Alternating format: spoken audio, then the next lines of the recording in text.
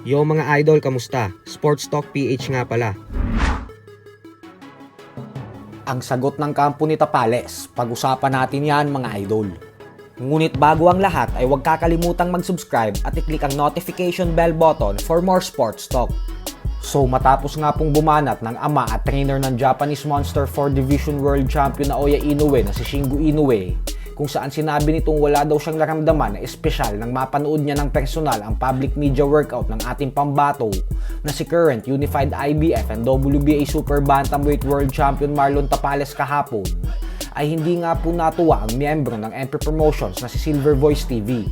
Narito po ang kanyang pahayag mga idol na kanyang inlabas sa kanyang official social media pages. Para sa akin din, parang nakakapagtaka naman yun.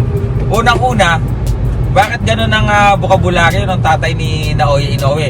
Mas nakakatakot pa si Fulton kaysa kay Tapales. Is this about takutan?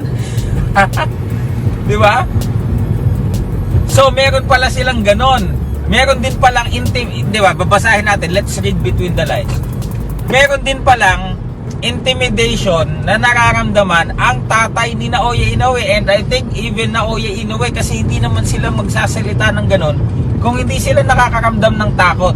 Of course mga kaibigan, ito may aaminin ako sa inyo. Of course, fight week na, di ba? Mind games na yan.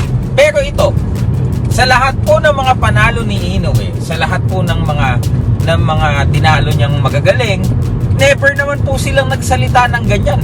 So, first time mga kaibigan na makarinig tayo ng ganyan, yung tatay niya magta-trash talk kay Marlon Tapales, sasabihan na si Marlon Tapales ay hindi naman nakakatakot, not intimidating. Again guys, Marlon Tapales wasn't there to intimidate anyone. He is there for, to do his business. Plus, Tatay Inoue, hindi ako makapagsalita ng Hapon i-translate nyo na lang sa kanya. Naturalmente, media workout yon. At alam ni Marlon Tapales na nandun ka. Naturalmente, mga siguro 5-10% lang ang nilabas niya or ang pinakita niya sa media workout. Alangan namang ipakita nila kung anong gagawin nila sa anak mo.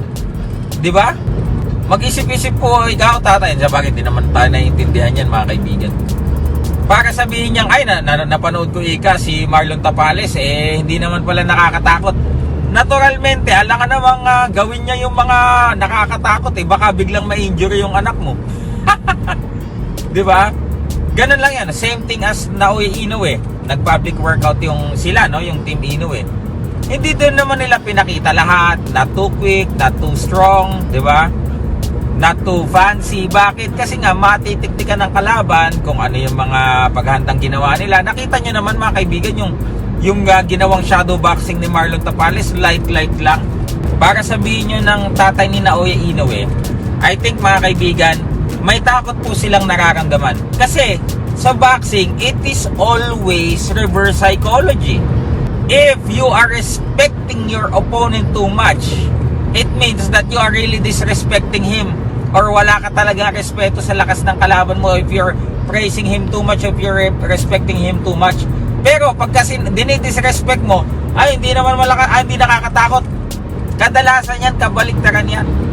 When you say na hindi naman pala nakakatakot si Marlon Tapales, although he wasn't there to scare you guys, ibig sabihin, mentally, talagang kayo, inferior, may inferiority complex na nararamdaman yung tatay ni Naoya Inoue. Again, I think this is the first time I saw him trash talking their opponent like that mga kaibigan, para magpa-interview siya sa media at para sabihing wala kahit isa man lang na tsansa na mananalo daw si Marlon, wala naman daw nakakatakot kay Marlon, mas nakakatakot pa daw si Fulton kaysa kay Marlon. For a trainer like him, kay Tatay Inoue, parang parang nakakapanibago at parang nakakawala ng respeto. Of all the people na magsasalita ng ganyan, yung tatay pa ni Inoue. Bakit? Yan ang iisipin nyo mga kaibigan. Bakit nagsalita ng ganon yung tatay ni Inoue? Sports Talk PH, kakaiba ang laban ng mga Pinoy.